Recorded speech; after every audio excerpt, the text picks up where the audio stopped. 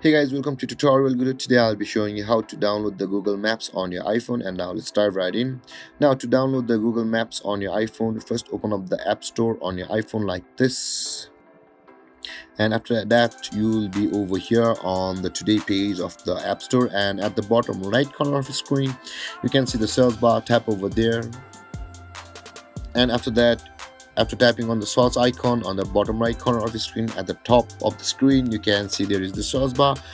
Search for Google Maps over here, and you can see the Google Maps. Let's search for it, and at the top of the screen you can see the Google Maps application appear, and there is the cloud with the download button available over there.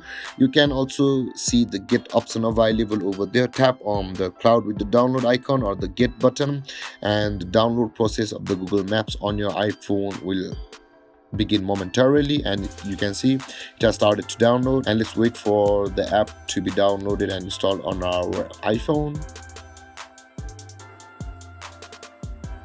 And there guys, the Google Maps has been downloaded and installed on our iPhone. Let's open it, and you can see guys, this is the Google Maps, and let's allow the app to use our location since it's a map itself.